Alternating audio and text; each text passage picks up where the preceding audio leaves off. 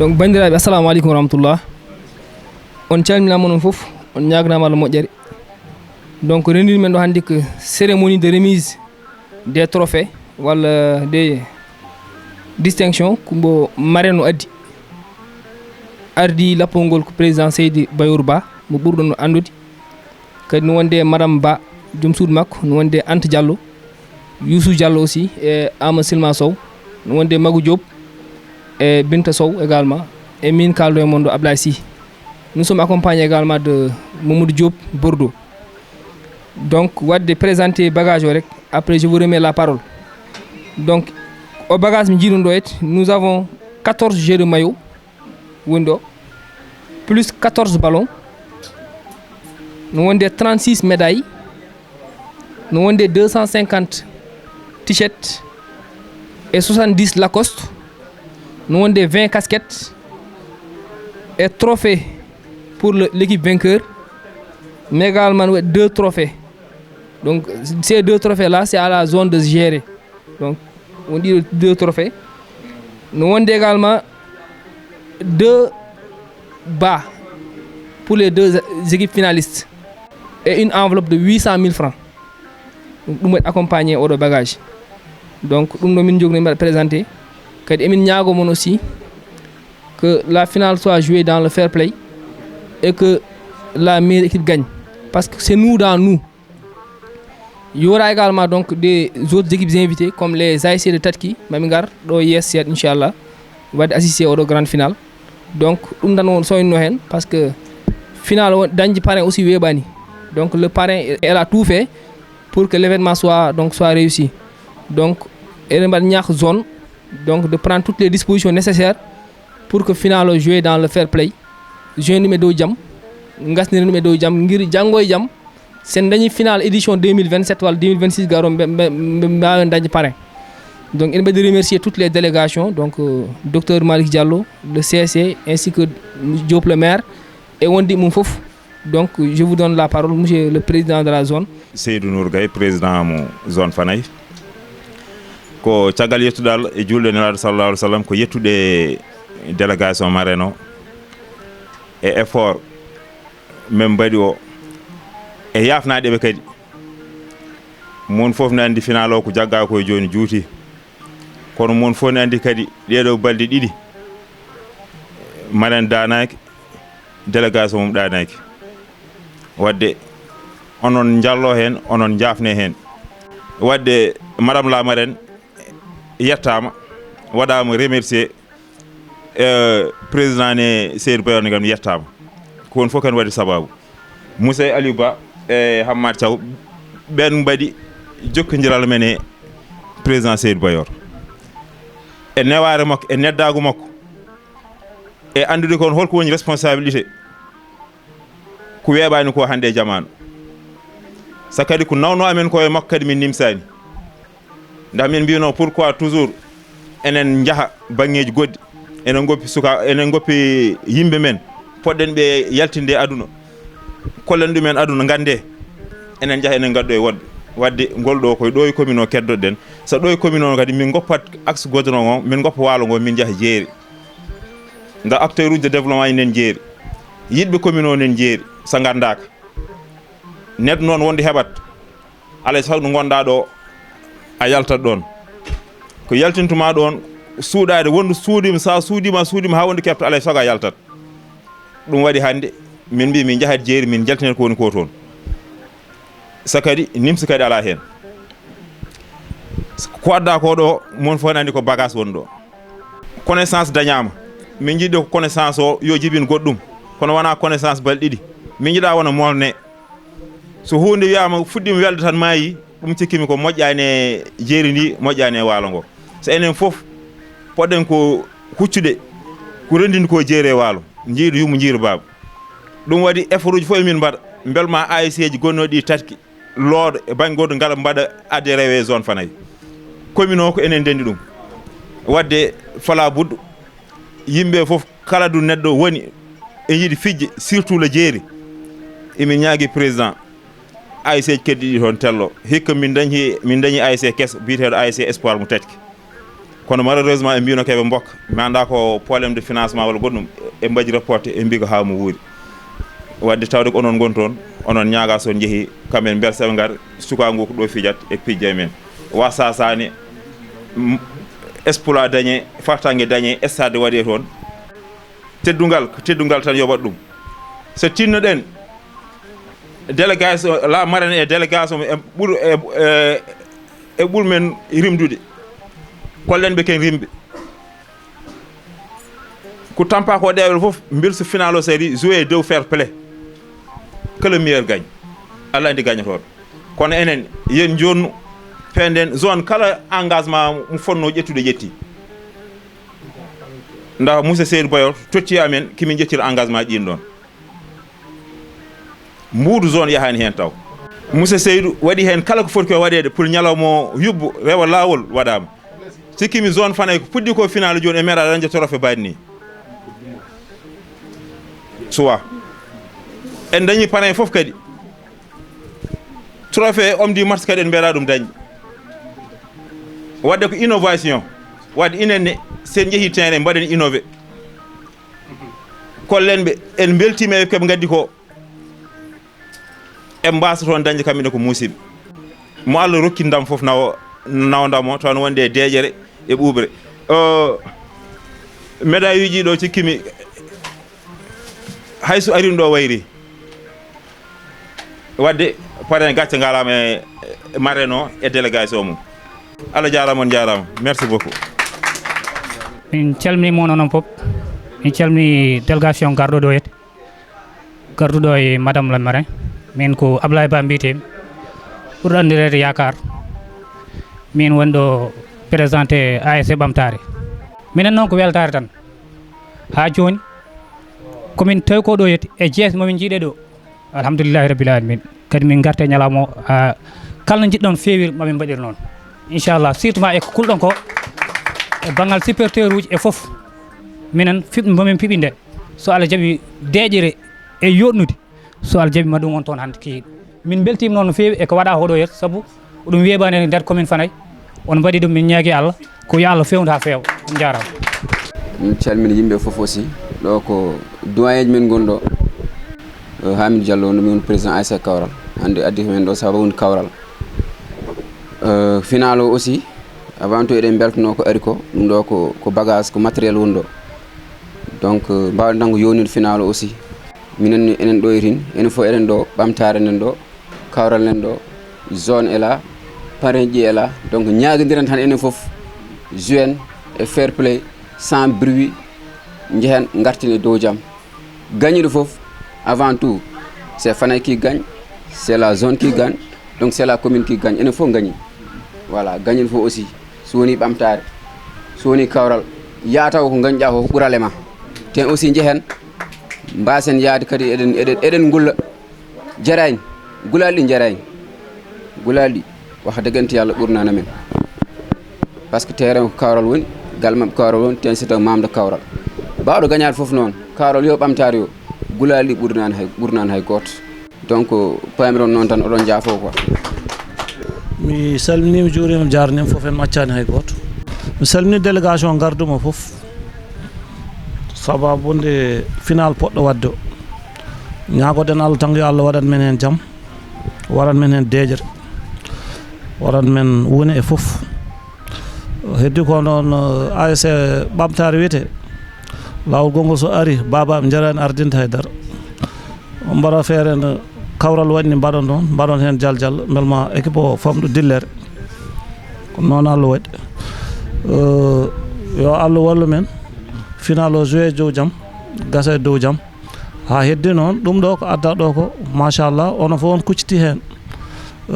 miñam Nafissatou Diallo yettama jarnama wiyama yo jokku golle danaka hande guila hanki nani haale nani waɗini wattini ɗum noon kam hanti jolfo wiyata koko fawe yeeso kam hanti kam guite fof pawi hen yo ɓeydi tinnare anda ko wuuro mo waɗanta ko commune mo waɗanta commune o hande sohli waaɓe noon waaɓe Nafissatou Diallo ene docteur Malick Diallo ene woɓɓe ɗum woni ko cohluɗen tan waɗoɓe ɓamtoɓe nokku banggue développement e banggue sport e fof ɗo woni cohluɗen eɗen ñaago Allah noon Allah wallat men mbaɗen heen réussir heddi ko noon il faut que tamodiren pusen ɓerɗe jaajen par ce que fof koko gasat fof koko yawtata wonno ɗo ko génération ñamen minen façon ko fof min ƴetti ɗo ma danaka Younous Kane no wawi wadde témoigne nde enen woni cukalel ala fof minen ko ɗo haɗa amen jeeyede jeeri ko waalo min idno jeeyede Thily Boubacar ɗo danaka ɗo min mbaɗi carriére amen fof e batte football jeeri min goni toon es noon ko ɗo min ɓurno fijde dal danaka ɓayde fof koko yawtata en jonnat tan la prochaine fois la finale la on nawat ɗum ha dow jeeri minen min ñammin hen guite amen nayeɓe amen ma ngar sukaɓe amen ma ngar mon gandu momin dara darde nde momin kollu mon wax deug yalla minen ko hen min jeeya te no foti wonde ko dañde occasion bayni weeɓani je m'adresse directement à l'autre là Seydou Gaye o wi nane o waɗi invité ASC ji jeeri ɗi pour yoɓe garɓe tawe hen mais parfois ina waɗi un peu compliqué min kam mi wona président zone mi wonta hen hay tous e so mbeɗa andi tan parfois moyen ji batte dégagé pour ɓe garga ɓe joue c'est un peu trop compliqué sinno wawno wonde il faut tout faire pour trouver un moyen mo ganduɗa kamɓene mbawi yitade gueɗe mumen e commune he saabu ko hen ɓe jeeya woni holɗum son mbawi wadde sendele le jeeri en une autre zone mo ganduɗa ko toon waɗat ces activités so yiya wonti des demi-finales ou des trucs comme ça so wawi wonde adde gayete par ce que neɗɗo wiyama ala moyen yo lou autre jogo restauration jogo des trucs comme ça parfois à chaque match musat seeɗa taw ɓayde wona équipe goto eyyi merci on jarama ko weltare tan par ce que Allah waɗi ko jiɗɗen ko en dañi ɗum par ce que minne ɗum ɗon hanno kam ɗanade woni haddi kam ɗanade ɓeɗo ko ken jaatike mumen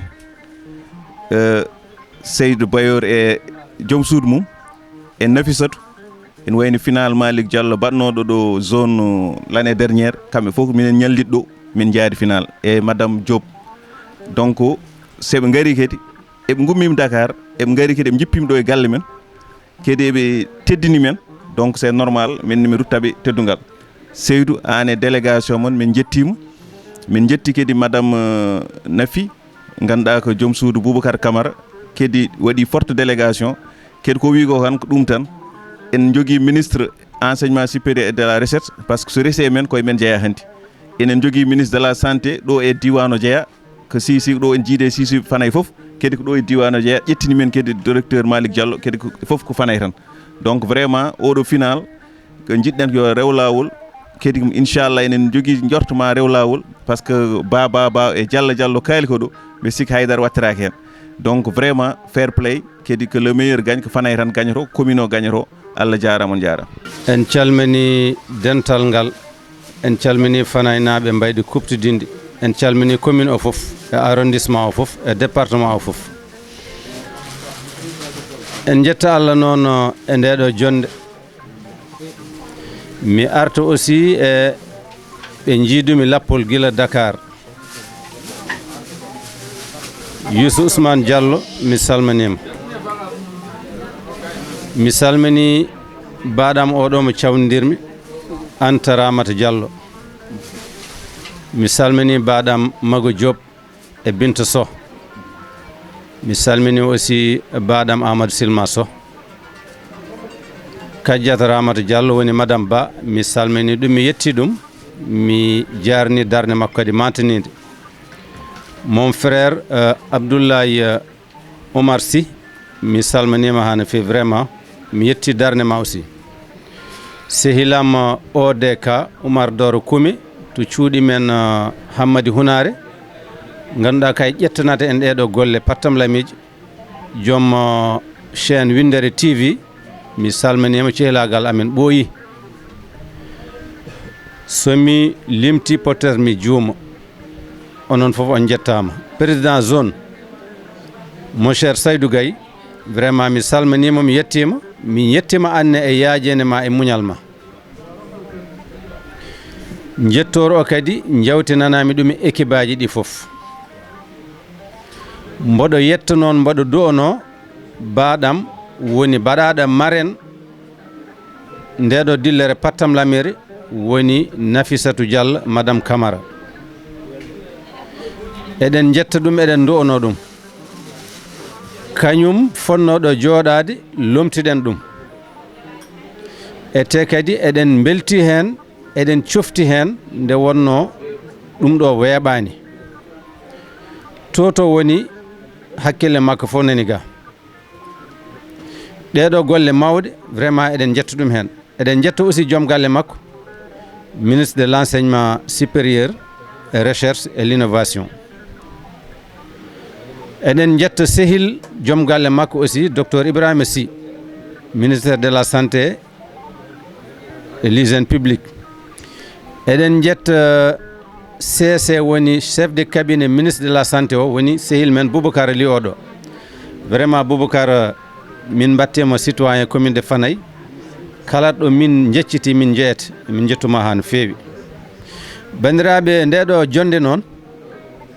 o jiide battane muñal alhamdulillah enen fof en jaafodiri par ce que ko enen ɓolɓe enen jiidi yumma jiidi baaba te goto fof e men sinno ko sago mum bandum yo dañ sago mum enen jiidi caɗele enen jiidi weltare donc en potani lourdude mi wiyeno noon ala no bonirta mais ala no moƴƴitirta hande Allah addi nanodiral addi paamodiral addi ndeɗo moƴƴere fandare moƴƴere yimɓe joguino nde Allah soydinani ɗum par ce que enen fof eɗen gandi Allah soydinta anni e moƴƴo eɗen belto hen eɗen jetta hen Allah eɗen ñaagui kadi jottoɗen hen e dow jaam jawten hen e dow jaam wona weltare wona nafoore wona gartam madame Camara noon Nafissatou eɗen du'ono ɗum eɗen ɓeydi ɗum courage eɗen mbiya département o fof arrondissement o fof commune o fof yii darde makko te ina mbiyambo yo jokku golle yimɓe noon so mbiyama ya jokku golle tawata ko mbaɗata ko ina moƴƴi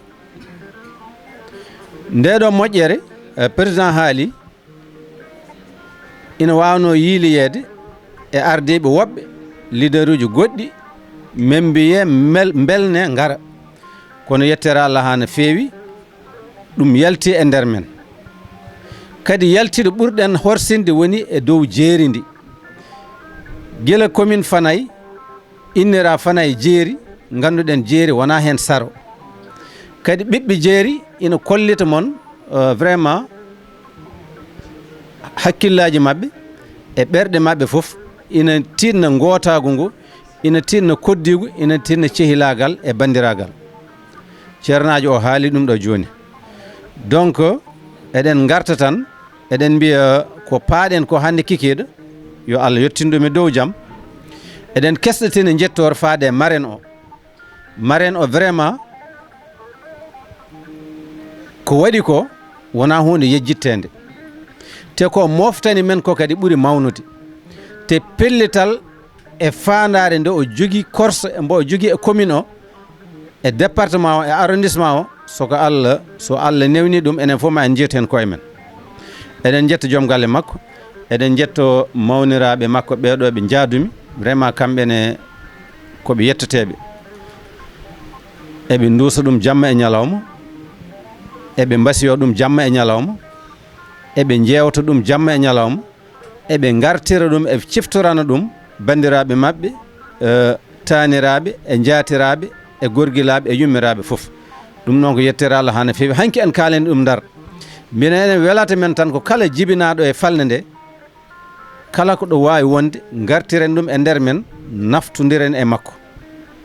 ɗum ɗon noon vraiment eɗeni daña hen woni bandiraɓe on jarama ha no feewi